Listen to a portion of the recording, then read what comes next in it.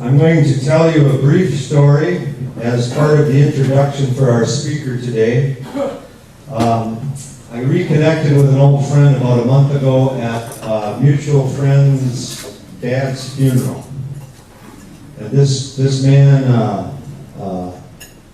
was a larger-than-life physical and charismatic person. He stood 6'6", probably 380 pounds when I saw him a month ago. And that's not fat, he was just a big man. Well known in the community, many of you know him. We connected on Facebook. He was the happiest I've ever seen him. He was in love and wanting to tell everybody about it. And I was so looking forward to connecting with him and having him share on Facebook all of the Leading with Power things that we send out and republish, and looking forward to having a redemptive presence in his life, inviting him to come here. And yesterday morning at 4 a.m. he died of a massive heart attack.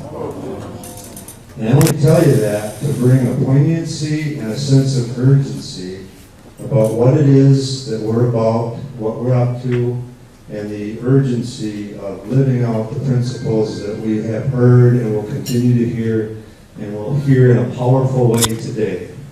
So I want to introduce you to our speaker who crossed the border from Minnesota into Wisconsin, so be kind and welcoming and warm. I present to you Matt Miklasz, the normal guy.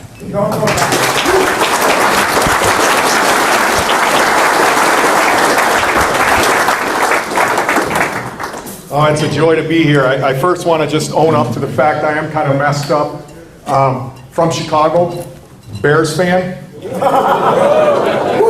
Oh, it gets better. Married a diehard Packer fan. So the book Cherish is timely after a couple days ago. And God took us to Minnesota. Totally messed up. The only thing I pray is I don't wind up in Detroit to cover the whole NFC North. So I just get that out there right there. If you want to leave, I get it. But thank you, Keith, and all those who made this possible. When I hear the title, Leading with Power, that just grabs my heart. I've been involved in leadership for a lot of years. Part of my personal mission statement is to raise up and mentor a new generation of leaders. And so I have a real heart for leaders and to build into them and speak into their life, I hope. And so it's a joy to be here. I wanted to give you a little bit of context. First of all, my wife, I'll go through some pictures here of my family here. My beautiful bride, Cyndy, who's here. We've been married almost 28 years, and it's been a joy. And it's been a journey, for sure, but a great joy to have her by my side. And then my eldest daughter, Angela, she just graduated from Winona State, and now is in the workforce and learning what that's all about. And one of my great joys in life was to be able to baptize my children. And so that's always fun. And so my next oldest is Benjamin. He's at Bethany Lutheran in Mankato and just graduated high school last year. And then my other son, David, we call him Salt and Pepper. And, but David just graduated as well. And so whenever people say, oh, you got twins, we're like, kind of. But David moved up to Duluth and with some buddies, and he's going to be working there, and just a wonderful young man. And then my baby, Emily, she's our horse girl. She's into horse competitions and riding and different things like that. And so, and then there's my other baby, Madison, my St. Bernard, my buddy, sits on the couch next to me all the time, and so I had to give her a shout out. And so God has given us a lot of neat opportunities that we never, ever would have envisioned. We got a call and invited down to Babbie's house down, I don't know if you know Babbie Mason, but she has a show down in Atlanta. Go ahead, Mark. And so we just got to meet her, which was a joy for that. And we got to share a little bit about her book, and then I'll talk about that a little bit. But that was just a fun opportunity, stuff like just a normal guy who invites me to a show, right? That's kind of how I look at it. And then we also got to go to Cornerstone in Pittsburgh, and the first time I'd ever sat in a makeup chair. I typically don't do that. Probably should, but don't. And so Cyndy and I got to be on that show as well, and just kind of miraculous things of how those things happen. And so a little bit about our journey, but I'm here to talk about something that's really, really important to me, and it's kind of become even more important the older I get. And I had a conversation with my daughter, Angela, my oldest daughter, and she had a couple years ago, out of left field, just said, "Dad, you know, you should write a book." And that was never, ever on my radar. It's not something I talk quite a bit, but you know, writing is a different discussion. And so I thought, yeah, that sounds good. What should I write about, Angela, since you're so gung-ho on me writing a book? And she's like, well, just stuff we talk about. So that wasn't enough direction for me. So I just like, well, that's sweet. I'm glad you believe in me. Okay, let's move on. But then it was a birthday. She sent me a birthday card, and it was just a really nice card. But she put in the card, "It's still my dream, Dad, that you'd write a book." So I'm like, well, tug at my heart type thing. I thought, well, I owe it to her to give this the old college try. The problem is I got no clue what to write a book about, except the thing I know, me, and my story and my journey. And so I kind of just sat down and started writing, and about my convictions about life, some of the things I've learned, but then to try to get a skeleton around it was a conversation I had. We moved to Minnesota, and I happen to be a pastor, and the reason I say this is because it gives context to this conversation. I began to meet some people, and one of the particular guys I got to meet, named Mark, me and him our sons are both the same grade, play football together, and so we kind of got to know each other a little bit more, and he said, "You know, Matt, you're just a normal guy." Now, I wasn't sure what to do with that. I didn't know if I was insulted or complimenting. Because part of me is like, well, does that mean I should present myself more professional? Maybe I've been too casual. After all, I'm a pastor, and maybe I should be more pastoral, whatever that is. But the more I reflected on it, the more I said, you know, yeah, and I'm okay with that. That's who I am. That's actually who I want to be. And so, as I define normal, and I'm going to talk about that, because in our society, if you were to walk up to say somebody, "Hey, is it your desire to be normal?" I don't know if that echo, I can do something, let me know. A lot of people would say, "No, I don't want to be normal. I want to be something else. I want to be better than the rest, or I want to be the top here, or here, or here." And that might be okay, but when I say normal, I mean being normal is being the real you that God created you to be. Now that sounds easy when you read it. You're like, oh yeah, that's pretty simple stuff. But as I unpack this, I think you're going to realize it's not as simple as that. My discovery through all of this was that we all have a normal. You have a normal, I have a normal. And so this definition is kind of where I want you to understand where I'm going with this. And being normal, being the real you, at the core, not just on your particular schedules or anything, but at the core of being authentic, that's where power comes from. That's where impact comes from. That's where influence comes from. And so I want you, when we're aligned with our normal, there's power. And here's some of the things that will happen. When you're aligned, you're going to experience a greater fulfillment in life. Because there's not going to be the energy you spend on all these foolish pursuits, all the things that as guys we tend to get pretty bent out of shape about. There's just going to be greater fulfillment in being you. You're going to leverage your life to have a maximum impact. I don't know about you, and then what Keith just shared, and I'll probably visit this again, this sense of urgency. And I remind myself often, it's in my journal often, you got one shot at this life. You only got one. There are no do-overs. How are you going to live it? I don't know about you, I want to have a maximum impact. I want to go down guns blazing. I don't want any bullets left in my gun when I die. I want to know I gave it everything I had, and I had a maximum impact. Another thing that you're going to, I think, experience, you're going to enjoy God like never before. And I don't know where some of you are at spiritually in your journey, And if you're not a Christian yet and you haven't made that decision, there's still a lot of what I'm going to share you're going to be able to get and relate to. And so I want to respect where you're at in your journey. But I do know from experience, the more I've aligned my life with who I've been created to be, I just enjoy God more, my Creator. You're also going to glorify God more fully when your life, this only makes practical sense, doesn't it? When your life's aligned with who He created you to be. The more we do that, the more we glorify Him. And you're also going to foster richer relationships. One of the reasons is because there's no posturing. We don't have to try to work through whether this person is really being real with me. And we don't have to sit with other men and try to compare credentials and see maybe who's coming out a little ahead of the other one. You know they've been there. We just foster richer, open relationships. I mean, there's huge benefits to this. And authentic, one of the definitions I found for authentic, which I really equate with normal, is there's no falsehood or copies. There's nothing copied. It's genuine. It's real.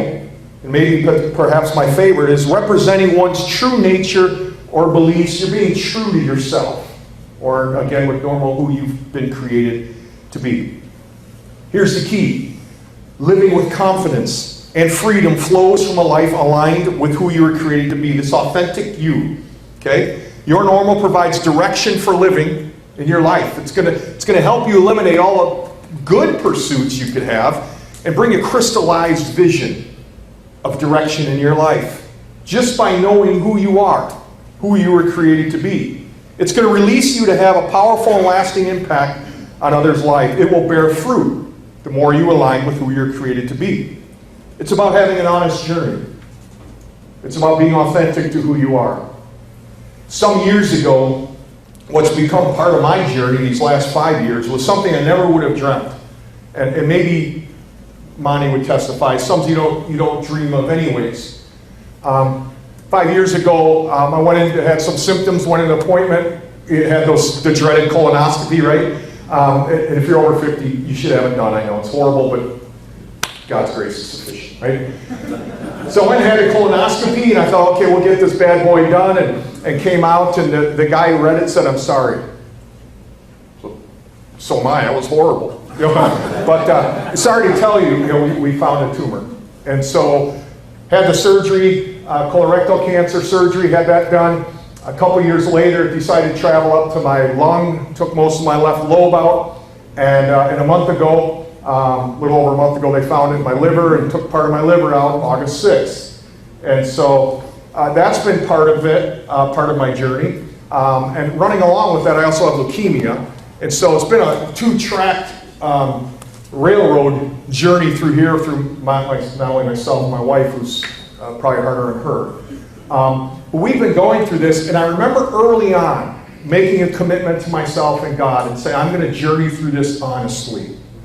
I'm not going to be one who pretends everything's okay when it's not. And I'm going to make sure I surround myself with people I can just be honest with.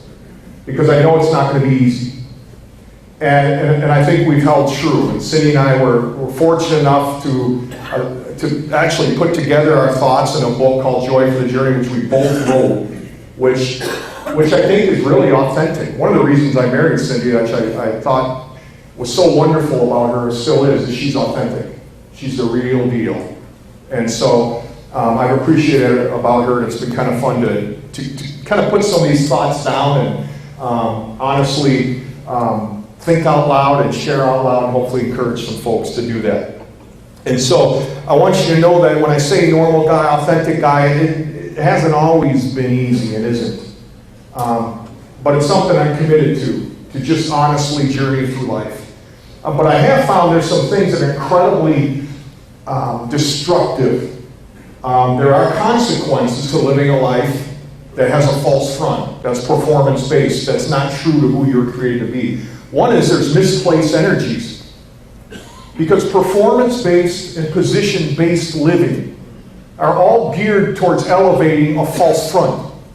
Because you want to appear better than perhaps you really are, or you want to appear differently, because somehow, some way, or someone's told you that if you would act like this, perform like this, or have a position like this, you'll be a better person. don't believe the lie. Because you'll misplace energy trying to live up to that, which won't be who you were created to be. And so there's a lot of misplaced energies when you don't align with your normal. There's also a loss of impact. I mean, you're not going to impact lives like you should, because you're not leveraging the real you. Also, there will be relational mediocrity. And that only makes sense, doesn't it? Because you're not really sharing who you really are. You're sharing who you think maybe the other person wants you to be. Or you're sharing a false front that says, I'm this type of success type person. And it's just not real. That's the problem with it. And so there's going to be relational mediocrity. You're only going to be able to go so far. And here's probably the dangerous one, that we don't really realize what happened. You're going to have a shrunken heart. This is a great consequence we don't realize. The moments that I can testify in my life, the moments I've started to go down to that performance-based, that position-based living, that idea of trying to elevate myself, so maybe people think I'm better than I am or different than I am, something happens inside. There's a loss of love. The only way I can describe it is my heart begins to shrink a little. And I think that's the consequence that God has put there. That when we don't live aligned with who we were created to be, that there's tragic consequences. Not only to those closest to us, but certainly to those we're trying to reach and those we work next to. And I have found there's also a greater anxiety. Gail Stultz, a New York psychoanalyst, says she has learned in her studies that self-deceit results in great anxiety. Think about it for a moment. Could it be that we have a culture right now that is so anxious? It's because they're trying to be who they're not. Well, think of social media, right? Instagram. How many times do you see a picture of someone having a hard day? No, everyone's happy. Right? They're always smiling. No one takes a snappy of those moments of doubt. I mean, everything's projected as I got it all together. Look at me. And all we see is the fronts. We don't see the real, and that's what's being projected. And so we shouldn't be surprised when we don't live aligned with our normal, that there's great anxiety because of it. I don't think any of us want that. And when we live misaligned, there's confusion in our life. There's a lack of confidence, there's a lack of courage, and I would submit there's a lack of masculinity. And does our culture need to see men?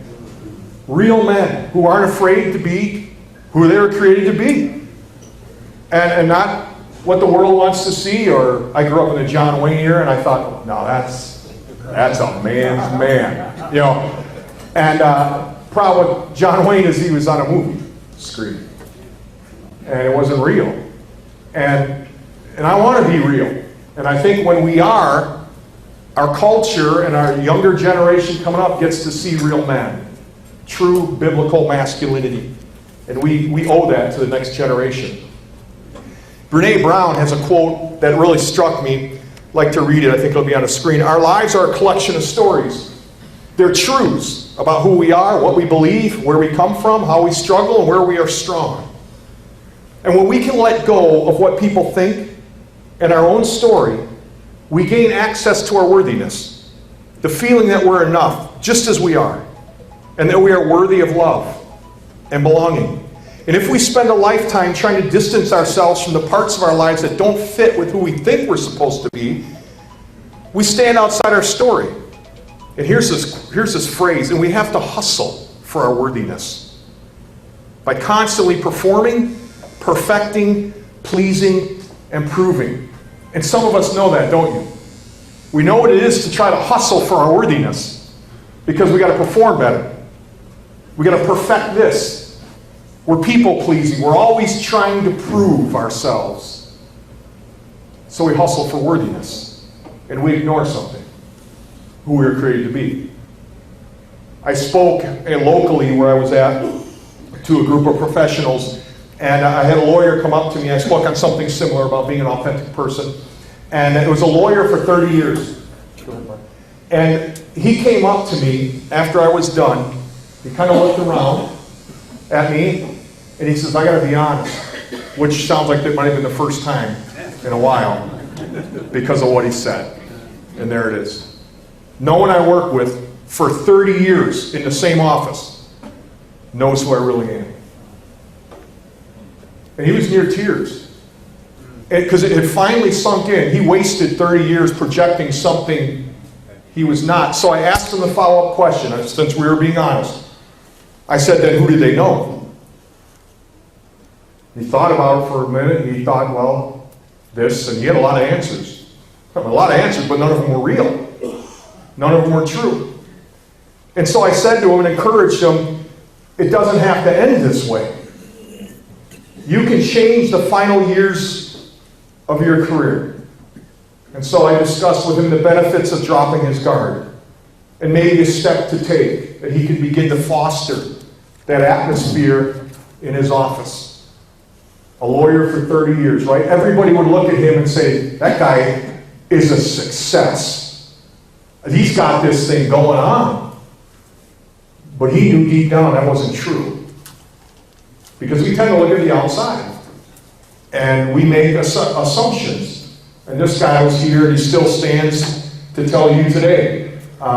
He didn't have it all together, and he wasn't being true to who he was. Now, there's some major benefits to authenticity. And I really want these to jump out.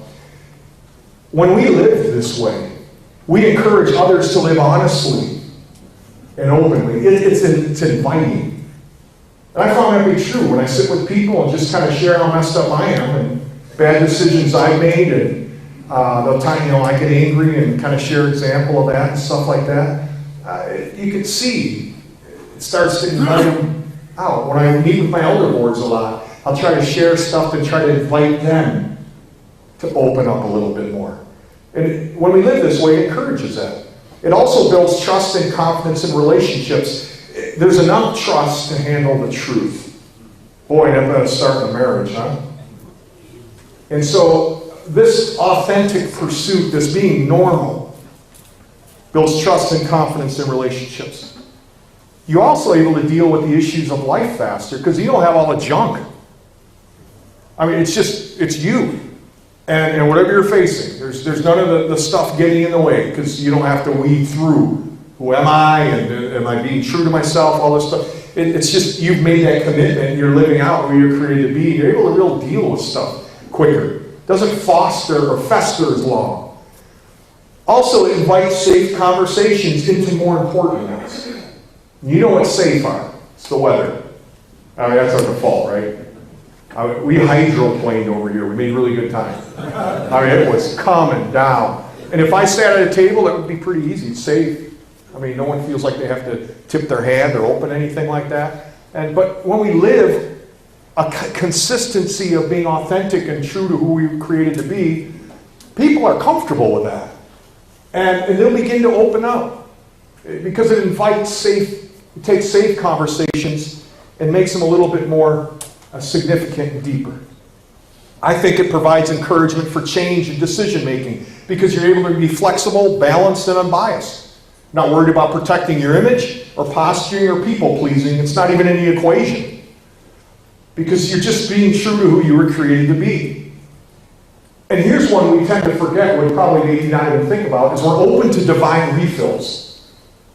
And what I mean by that is when we live aligned with who we were created to be, and spiritually we begin in our relationship with God, and we probably, if you have a relationship with God, you've experienced this, those times that are dry. And if you read the Psalms, the psalm that you're in good company. The psalmist went through dry times. But if you notice in the Psalms, when you read them, whether it's David or whoever the psalmist is, when they've hit them dry times spiritually, there's one thing you notice. They're open and honest. It positions them to be open for a divine refill. What a great position to be in your life. And so the more we're aligned with who we're created to be, the more it opens us towards divine refills in our life. There's also some significant lessons on authenticity that come from other leaders in the world. And this is one I think really adds validity to what I'm saying. In his book, Integrity, Henry Cloud points out the ingredients that are part of a true impact that flows from living authentically. Research shows that models who are followed, which ultimately means trusted, right? Are models who have the following characteristics, and these are really important. They possess strength, and by that cloud means strength of character. They possess likeness to the ones following them. I found that very interesting. In other words, the ones following them look at them and say, hey, they're like me. They're normal. They're warm. Being around them, you feel comfortable. They're kind. It's another way to put that. They're imperfect, and they're coping models as opposed to perfect ones. Now look at that list again, and let me sum it up. Models who are followed live authentically. That's what Cloud's saying. That's what the studies say. They live according to their normal. They live according to who they were created to be. By the way, it's an excellent book if you ever get a hold of it. There's a couple verses in the Bible that I've really found really helpful just throughout my whole life, my whole spiritual journey. They're found in the book of Ephesians, and it says, for by grace you've been saved through faith, and this is not your own doing. It's a gift of God. It's not by works, lest any man should boast. For we are God's workmanship, created in Christ Jesus to do good works. Now verse 10 is amazing. We are God's workmanship. That word workmanship has the idea of a masterpiece. You are God's masterpiece. He was showing off. No matter what the world may say about you, don't ever forget it. You're God's masterpiece. You're His workmanship in Christ Jesus. What does that mean? That means you're never more fully aligned with who you're created to be than when you're in a relationship with Jesus Christ. That's what it means. When I was in college, my high school years, I guess, especially my last couple, you could kind of sum up, if I summed up my life with one word, those 2-3 years, it would be the word lost. And the thing is, I knew it, and I wouldn't be afraid to tell you at that time. I was lost. I mean, true, I had no idea what was going on in my life. I had no idea where I was going, which isn't unusual in that age. But there was something deep down within me that says, I'm missing something. And the interesting thing is in the back of my mind, I had this thought, I think it has something to do with God. I didn't know any of the Bible. I didn't know any of that. I grew up in a church, showed you how well I listened. But it was a church that really talked out of the Bible much, and so I really wasn't compelled to open it. And so it's not like I could say, oh, I'm going to go to Ephesians 2, 8 through 10. I didn't even know there was an Ephesians. I didn't even know there was a New Testament, Old Testament. I just knew there was a thing called the Bible. I didn't know anything about it.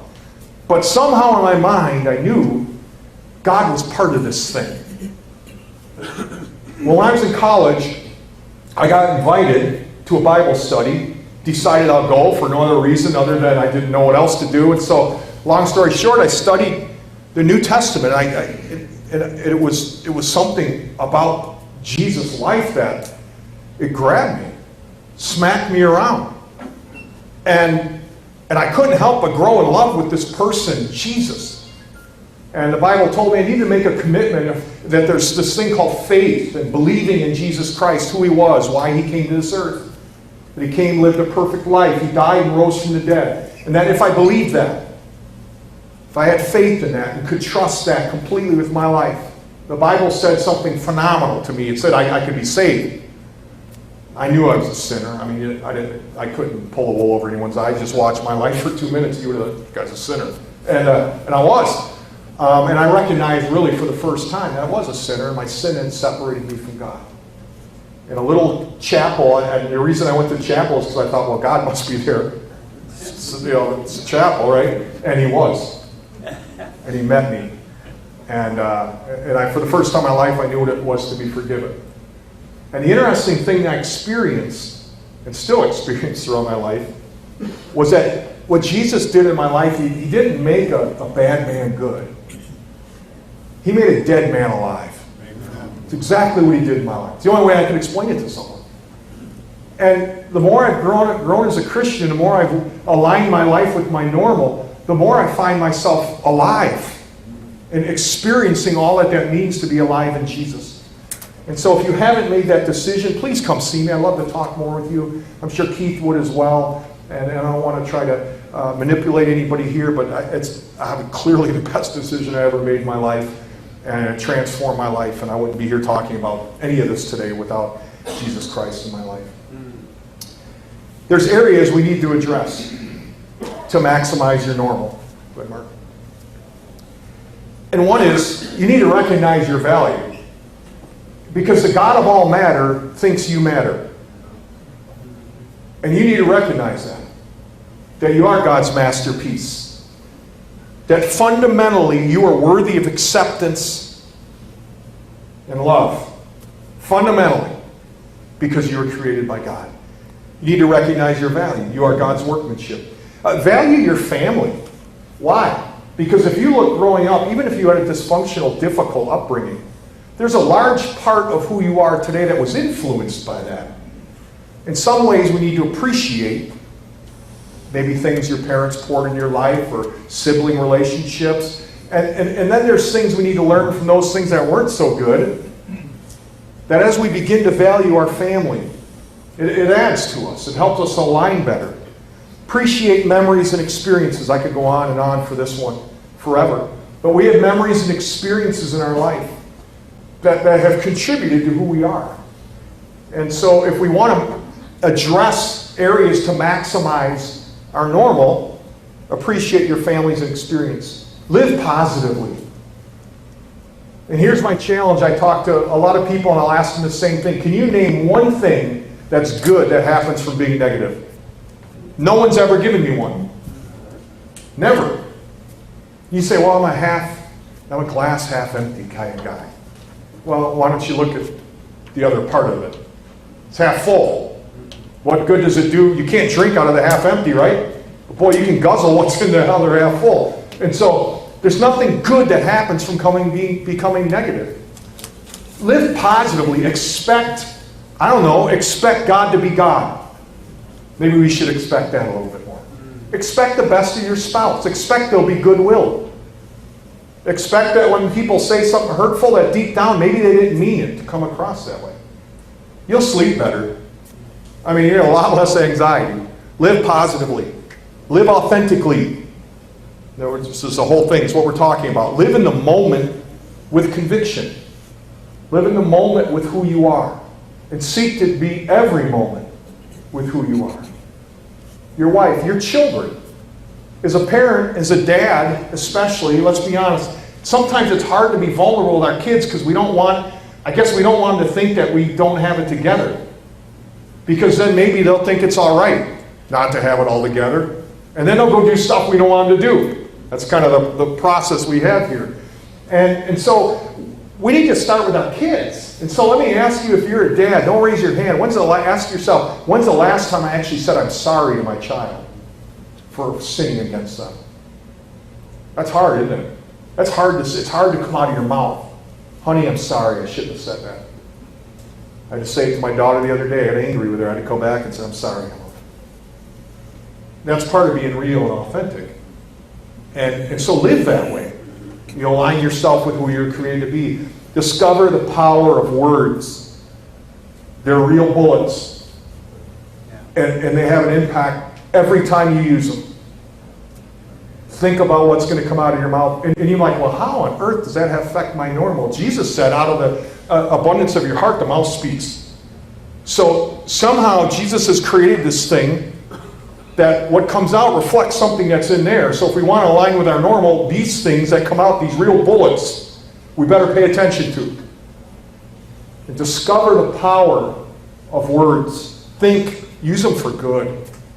I mean, Chuck Swindoll said encouragement is awesome. Has the power to change a person's life, week, day. Power of words. Develop sheltering friendships. And I use the word sheltering intentionally. Because when we hear shelter, we think safe. Develop friendships that are safe. We have, Cyndy and I, really, really good friends. John and Becky Milliron, maybe you might know them. I so appreciate their friendship because if I was not being true to who I was, they'd call me on the carpet. And as we've tried to journey through all this cancer junk, they've been right there. Sending cards, text, how you doing? And have been so helpful in us just be safe by just being us. Even when we were struggling to make sense of it, even when we had questions about, God, why are you doing this? They've been there, and we have others as well. And so develop sheltering friendships. It will help you. It will not only motivate you, but it will give you relationships in which you can work things through and even ask them the tough stuff. Am I being a jerk about this? Am I wrong? All those type of things that you can't usually talk about with everybody. Develop sheltering friendships. You'll be glad you did. And ultimately, when it boils down, you need to trust God. If God created you the way He did, and you're seeking to align your life with your normal, you just need to trust Him. You need to trust Him with your life, that He created you, He wants to use you, and that Jesus is enough. And you need to trust Him. Bottom line, we need to trust God with who He created to be and what He has for a future for us. But there is this urgency that Keith introduced, and I hope you feel it. I don't know what yesterday holds, but what we do have, the cards you do have the deal, is right now.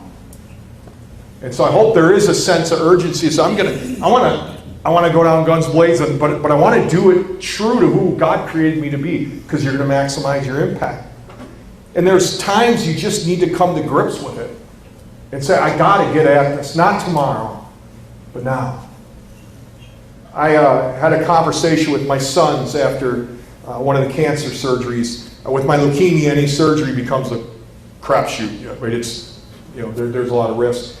And so I sat down with Ben and David and individually. I looked at him and I said, son, this is a risky surgery. There's no guarantee I come out of this thing. One of my sons, Ben, goes, oh crap, this is serious, isn't it, Dad? Kind of. But I said, I need you to take care of your mom if something happens. You need to promise me, even if you got to put some of your plans on hold, you need to take care of mom. You need to make sure she's got everything she needs. And whatever that looks like, I'm not entirely sure. And watch out for your sisters. You can tell I'm kind of an old school guy. Will you promise me that? And they said, yeah. I said, I love you. I want to make sure my son's hear it often. And I hope I've been a good example. Follow Jesus. What made that conversation happen was urgency.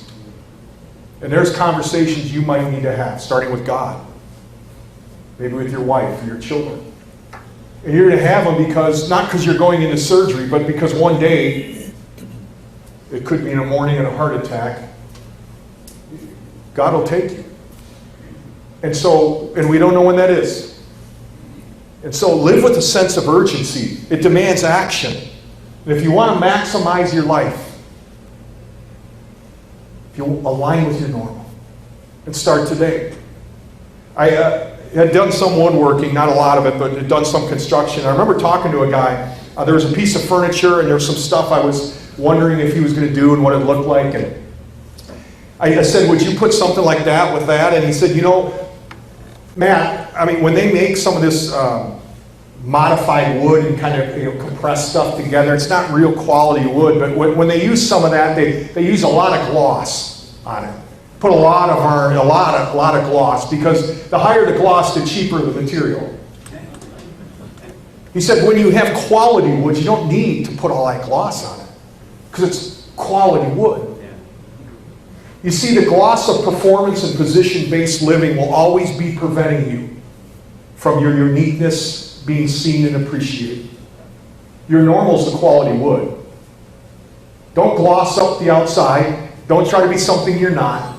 You'll just cheapen who you're created to be. Because the higher the gloss, the cheaper the material. So be who you're created to be. Don't use the cheap material of trying to be somebody else or performance or position-based living. And if you strip away all the gloss, and if you got to the real core material of who you are and how you are living, what would we find? I asked another question, maybe this way. When you lay your head on the pillow at night, what do you need to be able to say to yourself to know that you lived well that day? What would you need to be able to say to yourself, I lived true to who I was created to be? What would that look like? What question would you need to be able to answer in the affirmative? Perform well? Earn a lot of money today? Got a raise? Built a bigger portfolio? Would that answer the question, I lived well today? I don't think so. At the core, because I've interacted with this and I try to ask it a lot. Matter of fact, my kids could answer this question. It's the question I've settled on.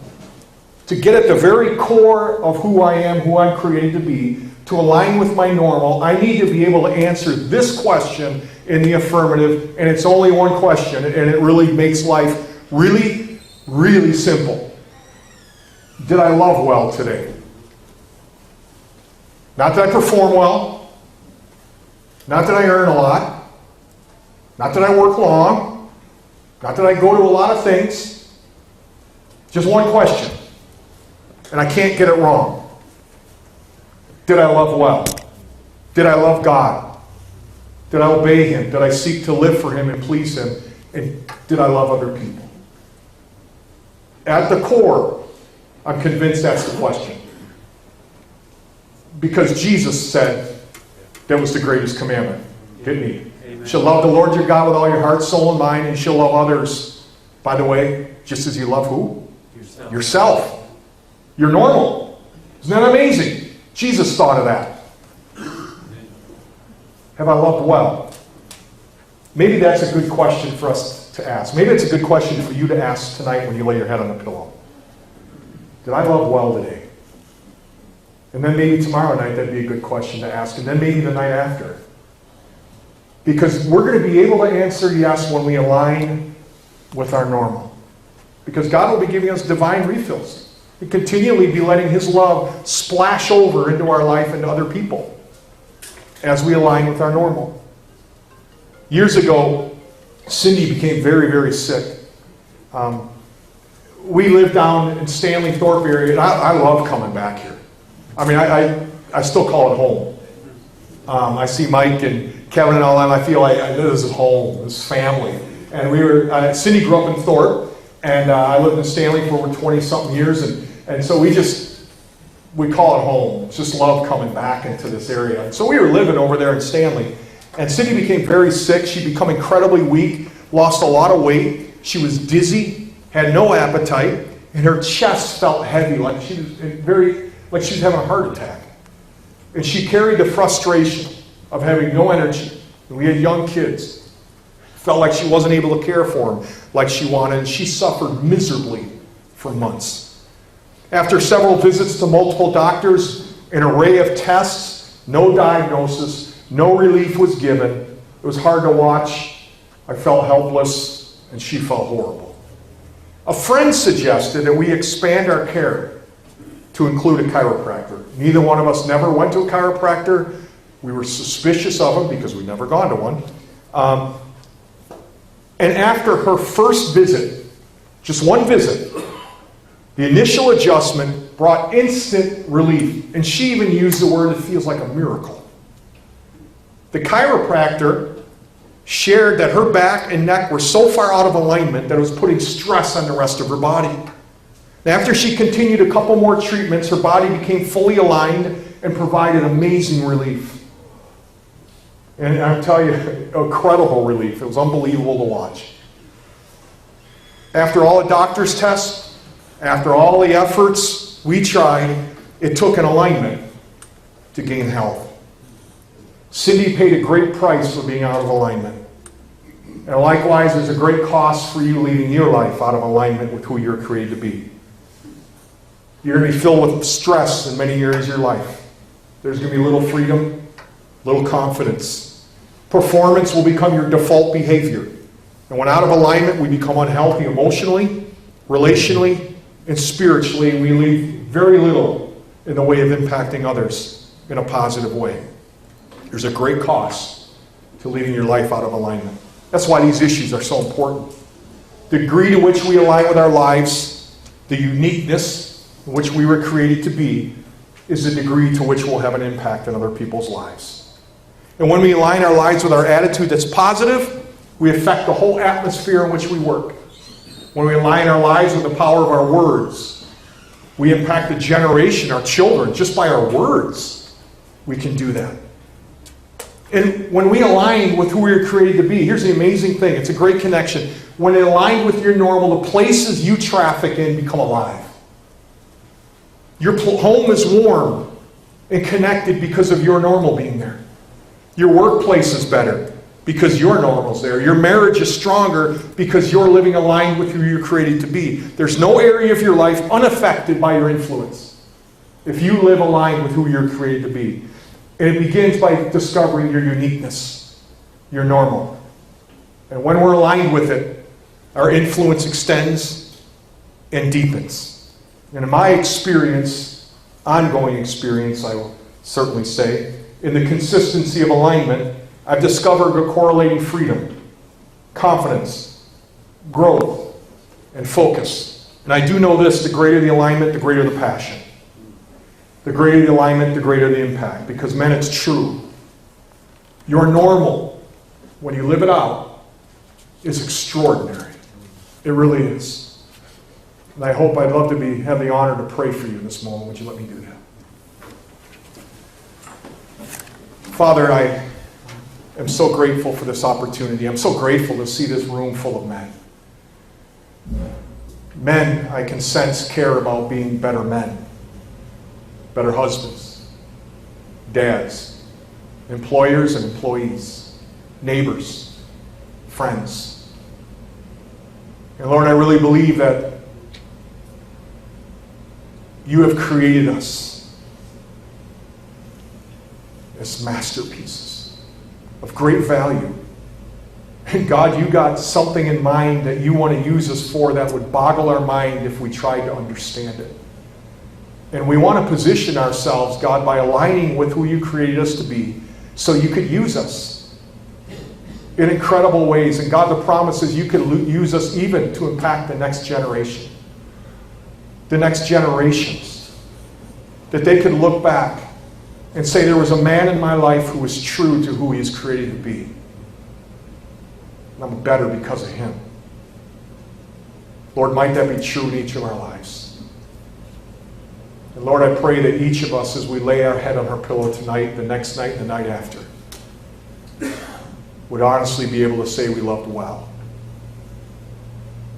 And know we did it because we aligned with who you created us to be. And Lord, I ask that you would do this in Jesus' name. Amen. Amen.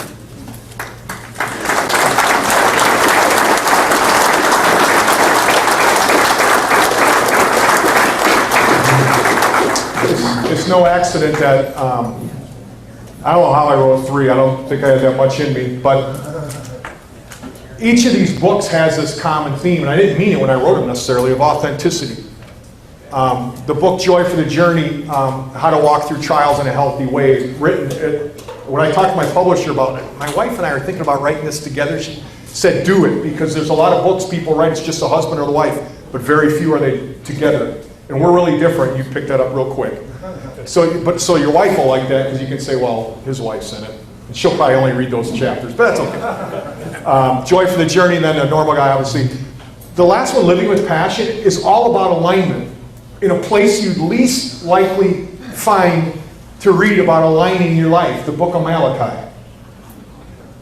Book of Malachi is all about living with passion. It's all about aligning your life with who you're created to be. Amazing book. And so hopefully there's some lessons out of there that you will find helpful. I also have on the table two free articles that we've had published in different publications on cancer. Some things not to say to someone who has it. And some of the lessons I learned that maybe you are as well, or maybe you can consider as well. And so we hope that you'll be able to avail of that.